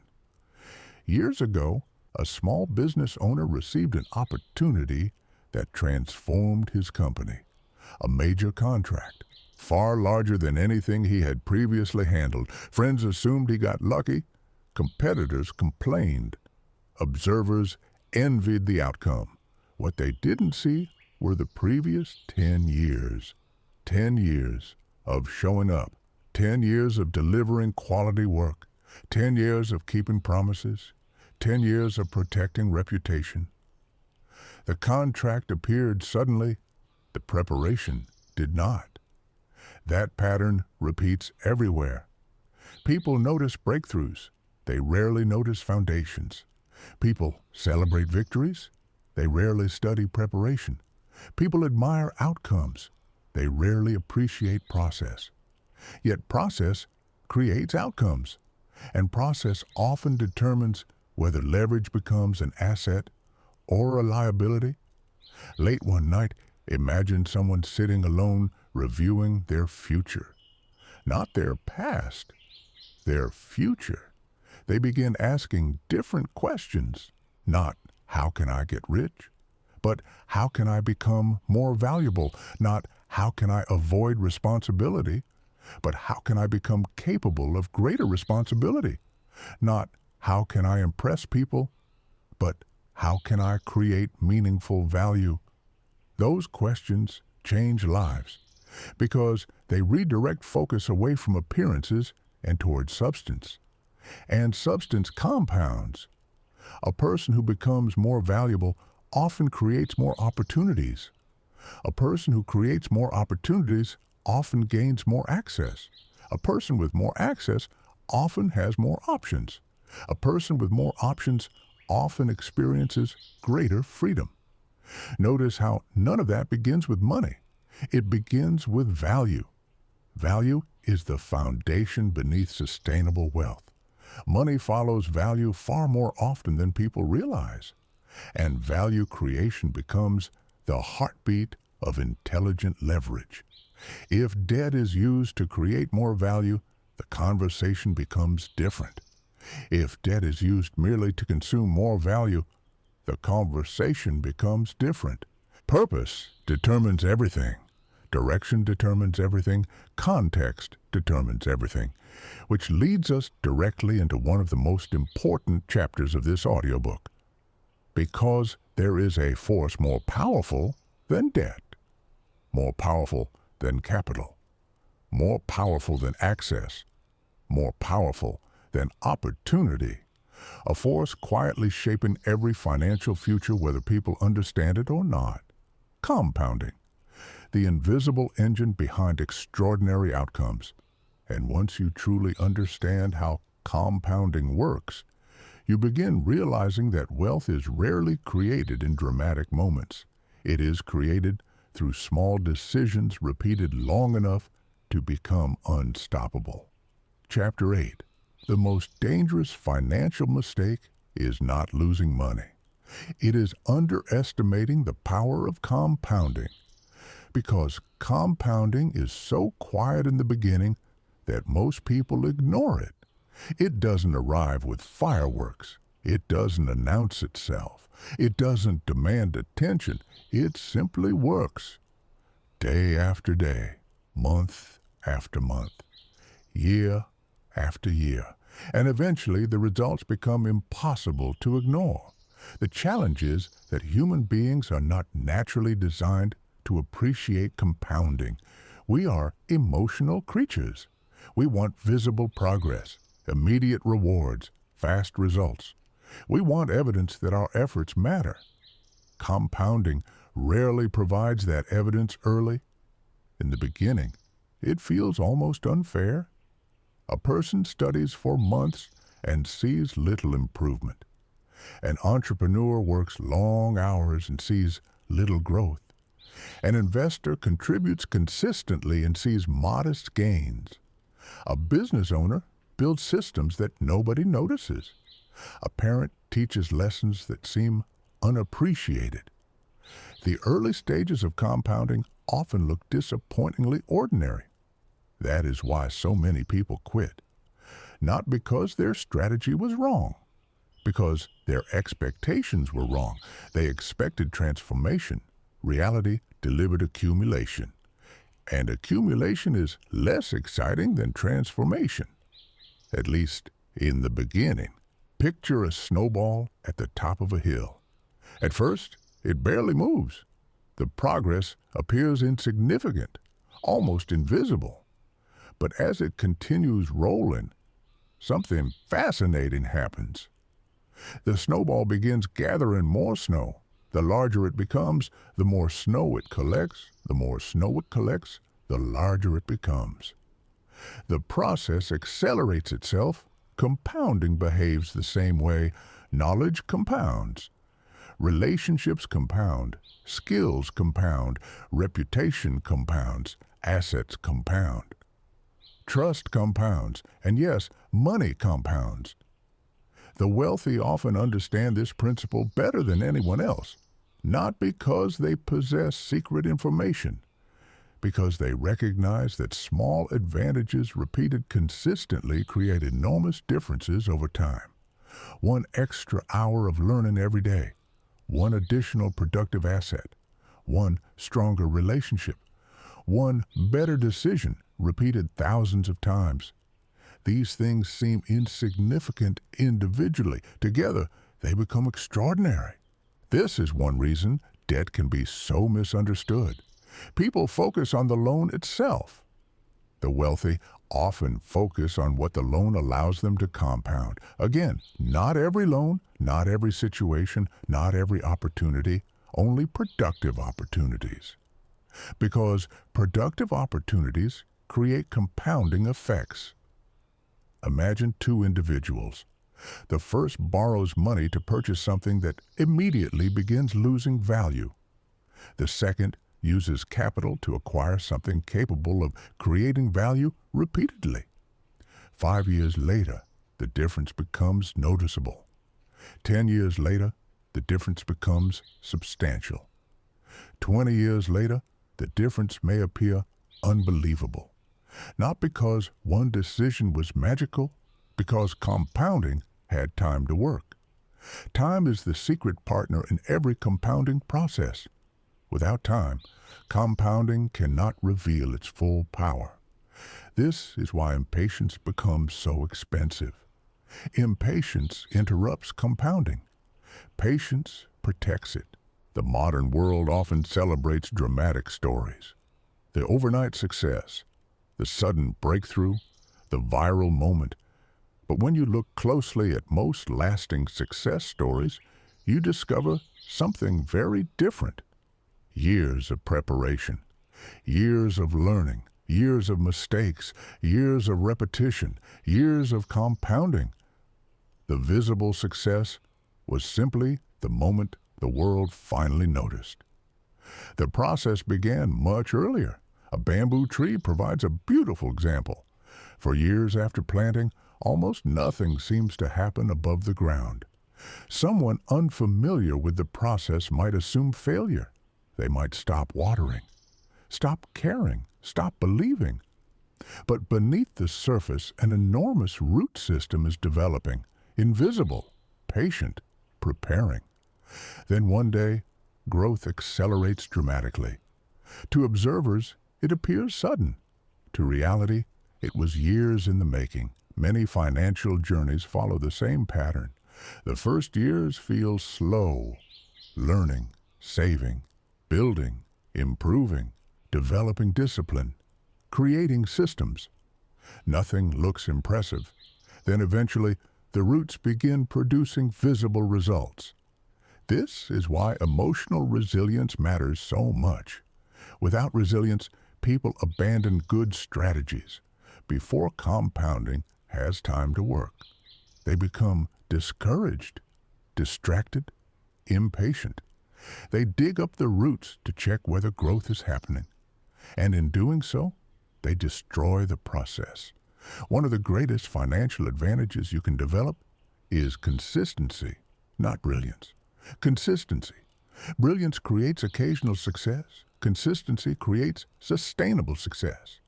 A person who makes one extraordinary decision may benefit. A person who makes thousands of good decisions compounds. And compounding is difficult to compete against. A fascinating thing happens when people begin understanding this. They stop obsessing over dramatic opportunities. They become more interested in repeatable systems. Systems compound. Processes compound. Habits compound. The wealthy often think in systems because systems reduce reliance on motivation. Motivation fluctuates. Systems continue. Motivation depends on feelings. Systems depend on structure. Feelings change daily. Structure survives bad days. That is one reason leverage becomes powerful when attached to systems. Not because leverage itself is magical, because systems create predictability, and predictability improves decision quality. Imagine a business owner who builds reliable processes. Customers receive consistent service, operations run smoothly, standards remain high. Now imagine that business owner gains access to additional capital. The capital enters an existing system. The system multiplies the impact. Contrast that with someone who lacks systems entirely. The same capital enters chaos, and chaos magnifies problems. Again, the tool isn't determining the outcome. The structure is. This principle applies far beyond business. Health works this way. A healthy lifestyle is not usually one dramatic workout. It's thousands of small choices. Relationships work this way. Strong relationships are rarely built through one grand gesture. They're built through repeated trust. Learning works this way. Mastery rarely emerges from one study session. It emerges from repeated exposure. Everything meaningful compounds. Which raises an important question. What are you currently compounding? Think carefully, because whether you realize it or not, you're already participating in compounding. Everyone is. The question is simply whether the process is helping you or hurting you. Small debts compound. Small savings compound. Small habits compound. Small excuses compound. Small disciplines compound. Small decisions compound. Life is often the accumulated result of repeated choices, not isolated events. Years ago, an elderly businessman was asked what he would tell his younger self if he could begin again. His answer was surprisingly simple. I would start sooner. Not because he had failed, not because he regretted everything, because he eventually realized how powerful time truly was. Every productive year matters. Every year spent learning matters. Every year spent building matters. Every year spent improving matters. Compounding rewards early action, not perfect action, consistent action. That distinction is important. Many people delay because they want certainty. But certainty rarely arrives. Clarity often arrives through movement. Understanding often arrives through experience. Progress often arrives through participation. The person who waits for perfect conditions may wait forever. The person who begins learning gains momentum. Momentum creates confidence. Confidence creates action. Action creates experience. Experience creates wisdom. Wisdom improves outcomes. The cycle continues. If this chapter resonates with you, Consider sharing one habit that has positively compounded your life. It doesn't need to be financial. Reading, exercise, learning, reflection. Consistency in any form often becomes transformative over time, because transformation is rarely an event. It is usually accumulation. And in the next chapter, we're going to explore a truth that many people spend decades misunderstanding. The wealthy do not simply buy assets, they buy cash flow. And understanding that distinction may completely change how you evaluate opportunity for the rest of your life. Friend, write your opinion on this topic in the comments. Do you agree with us or not? I'm interested to hear your thoughts. Chapter 9. The average person buys things. The financially educated person buys cash flow. That sentence may sound simple, but hidden inside it is one of the most important financial distinctions you will ever encounter. Because things often require money. Cash flow provides money. Things consume resources. Cash flow produces resources. Things create expenses. Cash flow can help cover expenses. And once you begin seeing this difference, the entire landscape of opportunity changes. Walk through any city in the world, from New York to Singapore, from London to Dubai, from Sao Paulo to Sydney. People are buying things every minute. Cars, electronics, furniture, fashion, experiences, upgrades. None of these are inherently bad. Life should be enjoyed. Memories matter, comfort matters, experiences matter. But problems begin when consumption becomes the primary financial strategy. Because consumption alone rarely creates freedom. Production creates freedom. Cash flow creates freedom. Assets that generate value create freedom. Imagine two people receiving the exact same amount of money. The first spends it on something that immediately begins requiring additional money. Insurance, maintenance, repairs, ongoing expenses. The second uses it to acquire something capable of producing future income. At first, both decisions may look similar. Money changed hands. An acquisition occurred, a purchase was made, but beneath the surface, entirely different financial stories have begun. One story requires feeding. The other story may eventually feed the owner. That distinction becomes enormous over time. One of the most fascinating things about wealthy individuals is that many think about income differently than the average person. The average person often asks, "How much money do I make?" The financially sophisticated often ask, "How many streams of cash flow exist?" Those are very different questions, because a single source of income creates dependency. Multiple sources create resilience. Imagine a table supported by one leg. Now, imagine a table supported by many legs. Which one feels more stable? Life works similarly. When all financial security depends on one source, vulnerability increases. When multiple sources exist, flexibility increases. This is one reason many entrepreneurs, investors, and business owners become obsessed with diversification. Not because they are greedy, because they understand uncertainty.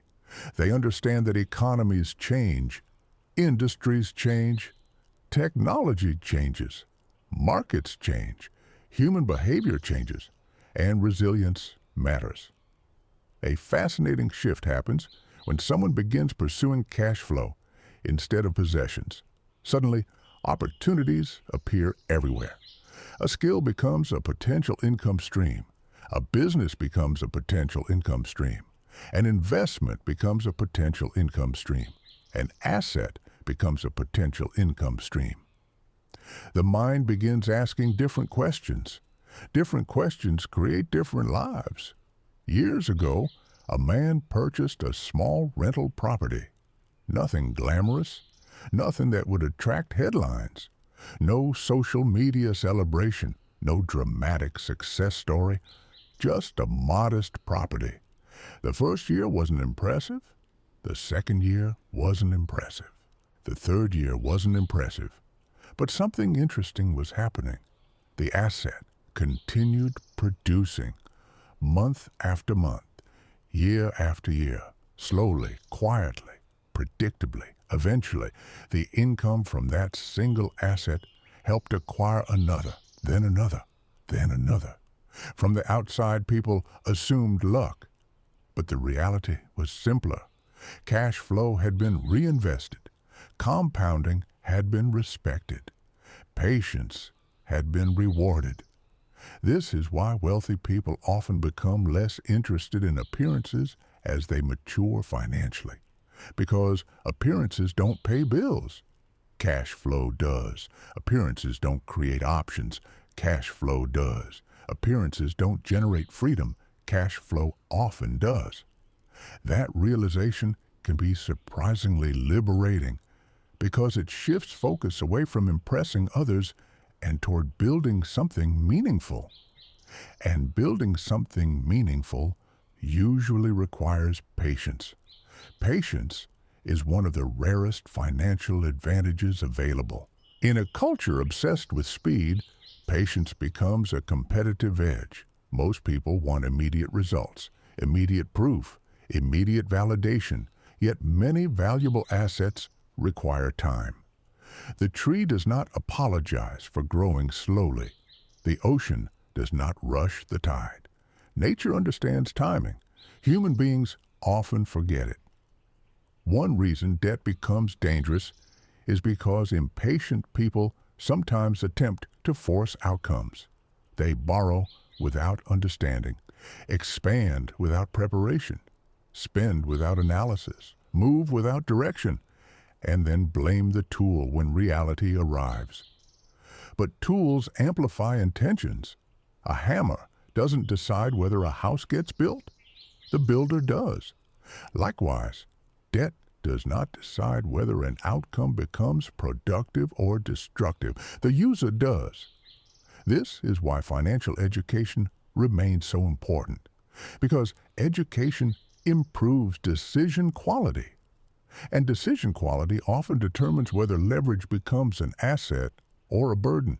Think about a business owner evaluating a new opportunity. The owner isn't simply asking whether financing is available. The owner is asking whether the future cash flow justifies the obligation. That question changes everything. It forces discipline. It forces analysis. It forces responsibility. And responsibility is where mature financial thinking begins. A surprising number of people spend years chasing income while ignoring cash flow. The distinction matters. Income usually requires effort. Cash flow may continue after the effort ends. Income is important. Cash flow is powerful. Income pays for life. Cash flow can create options. The goal isn't necessarily replacing work. Many people enjoy meaningful work. The goal is creating flexibility, choice, freedom, security. And flexibility often emerges from assets that continue producing value over time. Late one evening, a woman sat reviewing her financial goals. She had spent years pursuing promotions, raises, career growth, and she had achieved many of them. Yet something felt incomplete. Her life improved every time income increased, but the improvement always felt temporary. The next expense arrived, the next obligation appeared, the next goal emerged, the cycle repeated. Then she encountered a different question.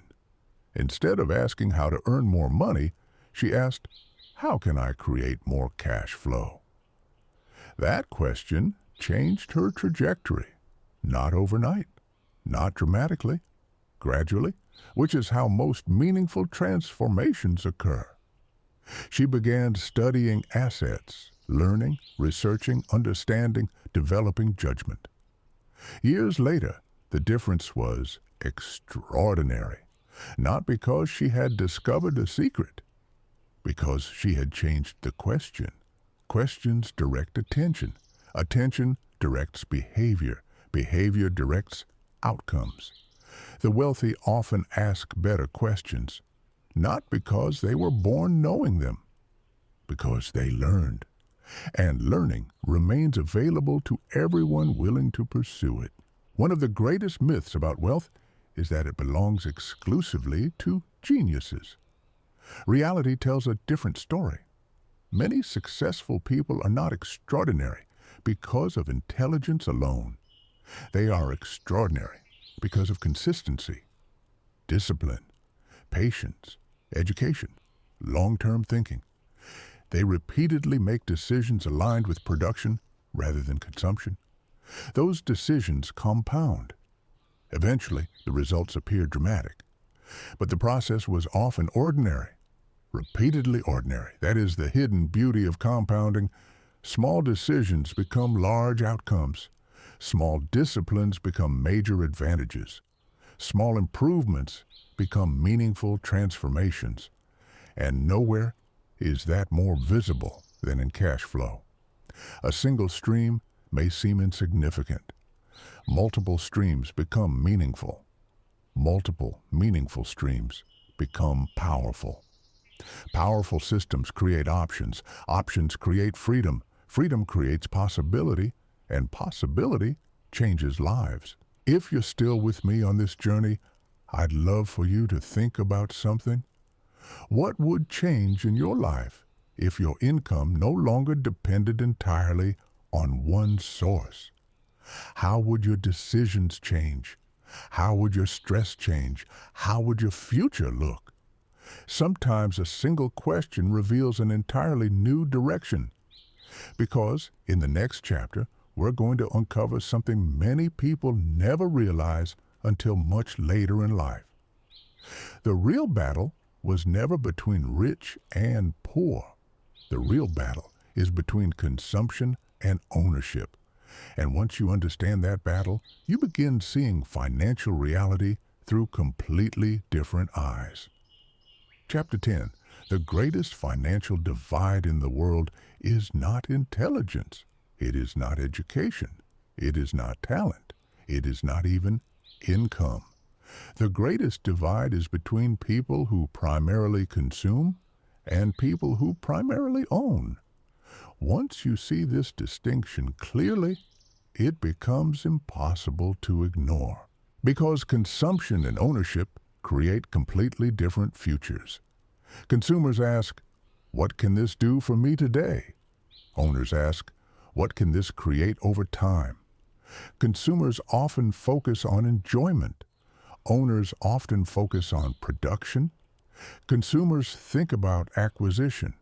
Owners think about control. And while everyone consumes to some degree, the balance between the two determines a surprising amount of financial destiny. Think about the modern economy for a moment. Every day, billions of dollars move from consumers to owners. Consumers buy products. Owners sell products. Consumers pay subscriptions. Owners collect subscriptions. Consumers make payments. Owners receive payments. This pattern repeats across industries, countries, and generations. The wealthy often understand something many people overlook. The goal is not necessarily to stop consuming. The goal is to gradually own more of what others consume. That single realization has built countless fortunes. A person owns an apartment building, others pay rent. A person owns software, others pay subscriptions. A person owns intellectual property, others pay licensing fees. A person owns a business, others purchase products. The owner is not extracting value from thin air. The owner is providing value and receiving compensation. Ownership creates participation in economic activity. Consumption participates differently. One side pays, the other side receives. This is why ownership becomes such a powerful concept, because ownership creates leverage over time. Years ago, a teacher explained wealth using a simple analogy. He drew two buckets. The first bucket had a hole in the bottom. Every time water entered, water escaped. The second bucket collected water and redirected it into additional containers. Most people, he explained, spend life operating the first bucket. Money enters, money exits, income arrives, expenses follow. The cycle repeats endlessly. The second bucket behaves differently. Part of the incoming water is redirected, reinvested, preserved, deployed, used to acquire productive assets. Over time, the second bucket develops additional sources of water, additional streams, additional flow. Eventually, the difference becomes dramatic. Not because one person earned vastly more, because one person built systems. This is where the conversation about debt becomes even more interesting, because debt, when used responsibly, can sometimes accelerate ownership.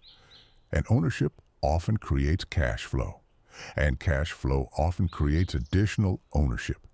The cycle feeds itself, but only when discipline remains present. Without discipline, the exact same cycle works in reverse. A person acquires liabilities. Liabilities require payments. Payments reduce flexibility. Reduced flexibility creates stress. Stress creates poor decisions. Poor decisions create additional obligations. The cycle feeds itself. The principle is the same. The direction is different. That is why direction matters more than speed. Many people focus on moving faster. The wiser question is whether the direction is correct. A ship moving quickly toward the wrong destination does not become successful because of speed. It simply arrives at the wrong place sooner. Financial leverage works the same way. Direction first, acceleration second. One reason wealthy individuals often appear patient is because they understand this principle deeply. They know that speed without clarity creates problems. Clarity without speed can still create progress. So they study, they evaluate, they analyze, then they act. Not because they fear action, because they respect consequences.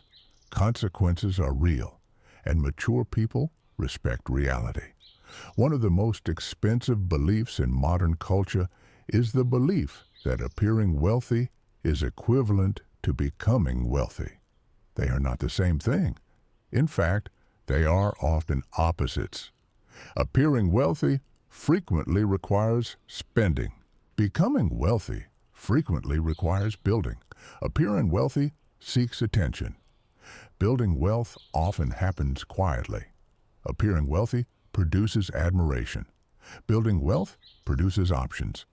And options are infinitely more valuable than admiration. Admiration cannot pay bills. Options can. Admiration cannot create freedom. Options can. Admiration cannot protect a family during uncertainty. Options often can. This is why mature builders gradually become less concerned with appearances, because they discover something deeper. They discover that freedom feels better than approval, and freedom is difficult to fake. Years ago, two friends graduated from university together. Both ambitious, both intelligent, both hardworking.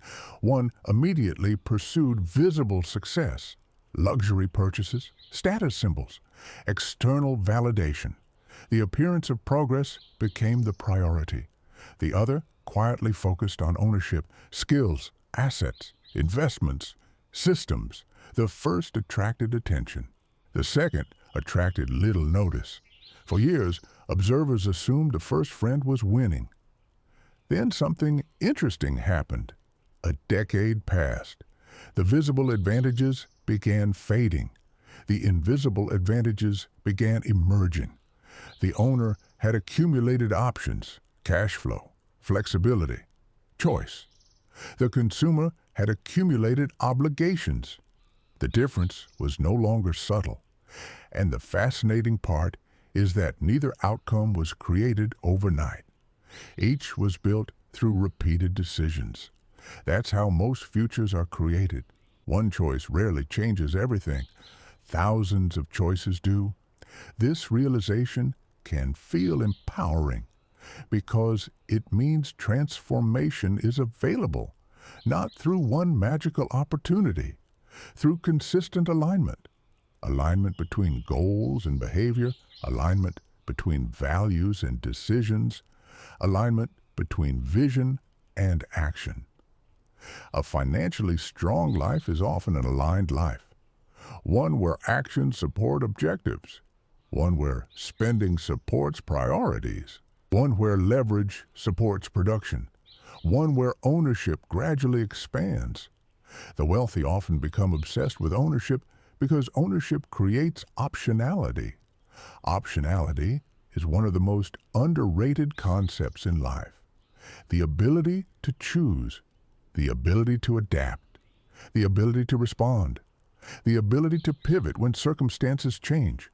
Ownership increases optionality, and optionality increases resilience. This is why builders think differently about risk. The average person often views risk as something to avoid. Builders understand that different choices carry different risks. Avoiding ownership carries risks. Avoiding education carries risks. Avoiding opportunity carries risks. Avoiding responsibility carries risks. The question is rarely whether risk exists. The question is which risks are worth accepting.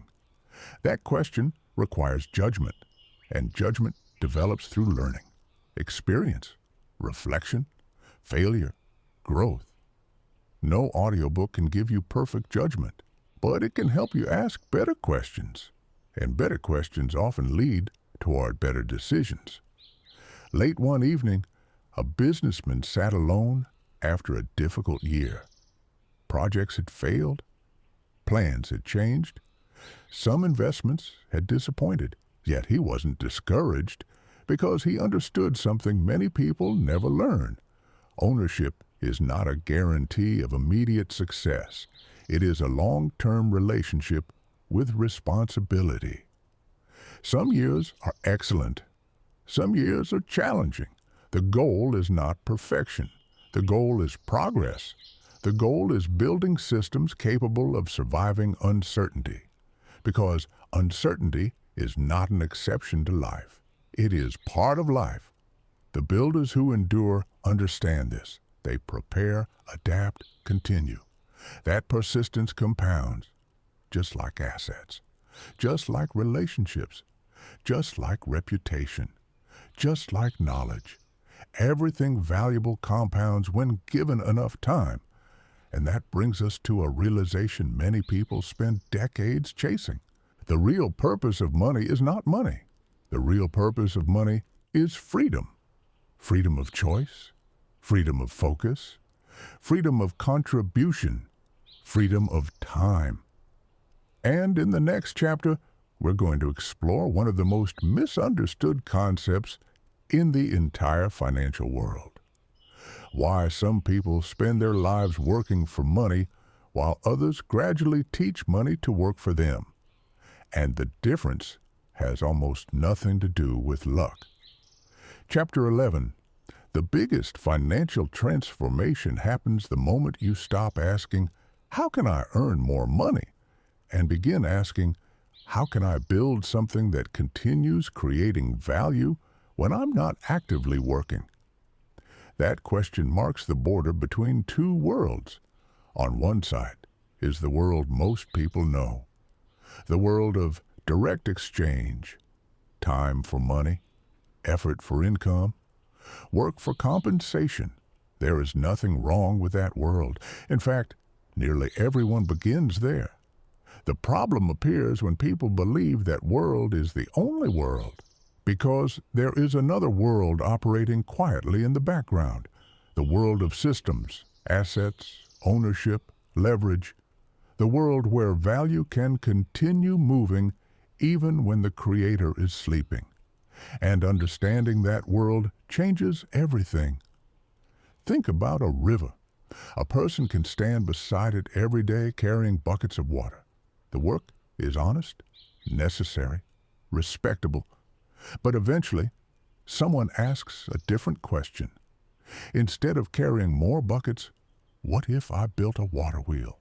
What if I built a channel? What if I created a system? Suddenly, the conversation changes. The goal is no longer greater effort. The goal becomes greater effectiveness. This distinction sits at the heart of nearly every significant financial success story. Not the elimination of effort, the multiplication of effort. The wealthy often appear obsessed with assets because assets multiply effort. A business multiplies effort. Technology multiplies effort. Processes multiply effort. Teams multiply effort. Capital multiplies effort. Everything returns to leverage. And leverage is ultimately about expanding impact beyond personal limitations. Because personal limitations are real, you only have 24 hours in a day. You only have so much energy, so much attention, so much focus. No matter how ambitious you are, time remains finite. This is why systems become so valuable. Systems allow value creation to continue beyond direct effort. Years ago, a craftsman spent decades building custom furniture. His work was extraordinary. Customers loved it. Demand increased steadily, but eventually he faced a challenge. There was only one of him. Every new customer required additional time. Every additional dollar required additional labor. He had built a successful career, but not necessarily a scalable system. Then something changed. Instead of focusing exclusively on production, he began documenting processes, teaching apprentices, creating standards, building systems. At first, productivity slowed, learning slowed, progress felt frustrating, but eventually, something remarkable happened. The business no longer depended entirely on him. Value continued being created through systems. His impact expanded, his freedom expanded, his options expanded. The lesson wasn't about furniture, the lesson was about leverage.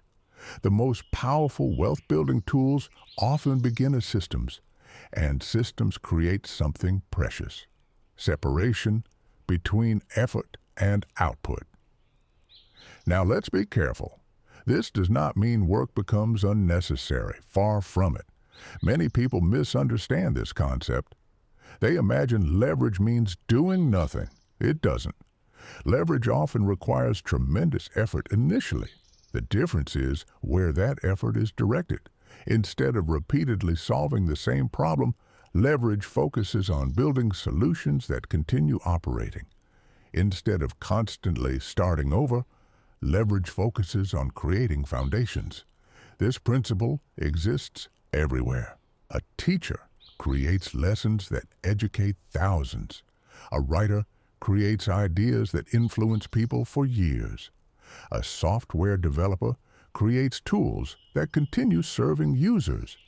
An entrepreneur builds systems that continue generating value. Each example involves effort, but effort deployed differently.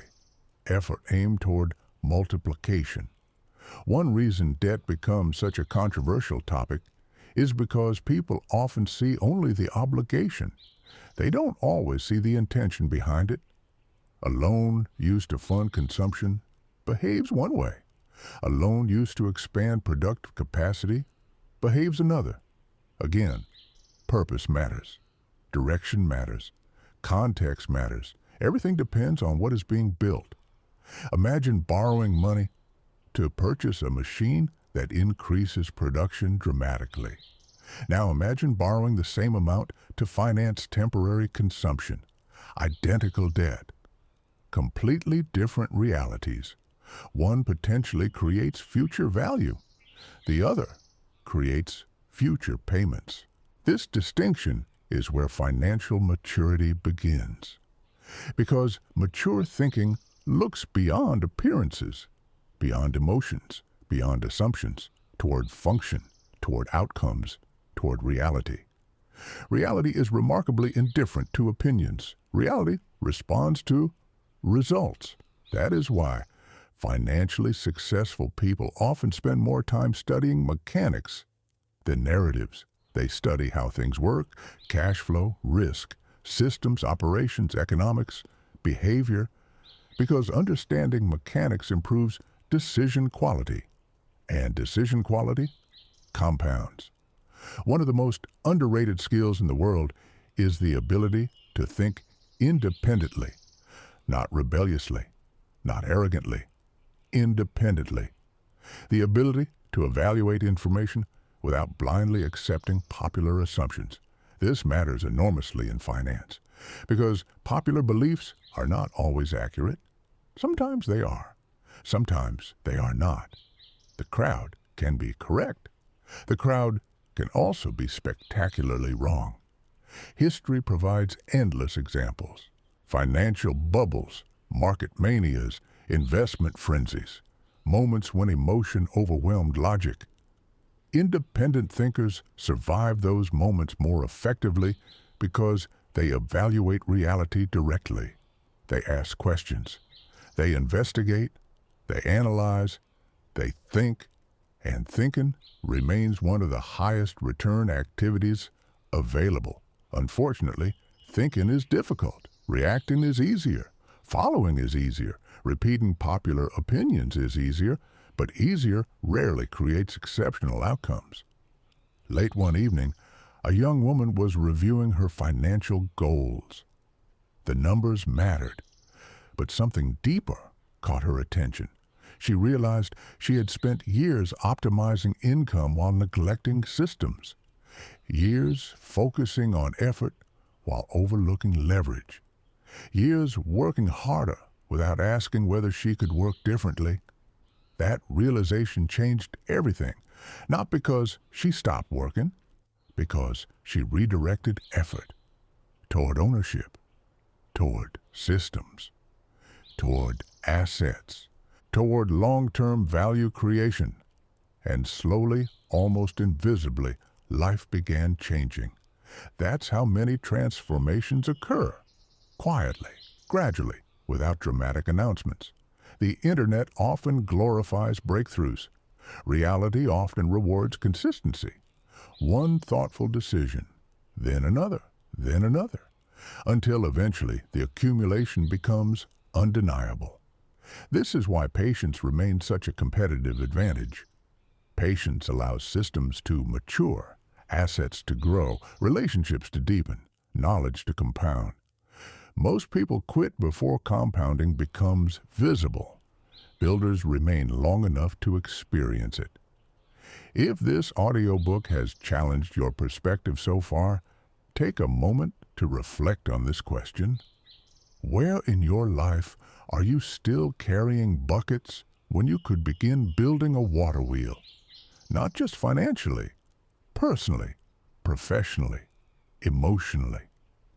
The answer might reveal your next chapter, because the next chapter of this audiobook explores a truth that separates temporary success from lasting success. The wealthy do not merely acquire assets. They learn how to survive storms. And survival may be the most important financial skill of all. Sometimes, life's greatest difficulties become life's greatest teachers. Because resilience is rarely built during comfort. It is built during challenge. And challenge creates capability. Capability creates confidence. Confidence creates opportunity. Opportunity creates growth. Which leads us directly into the next chapter, because once resilience is established, another powerful realization appears. The greatest asset you will ever own is not a business, not a property, not an investment account. It is your mind. And learning how to think like an owner may be the highest return investment of all.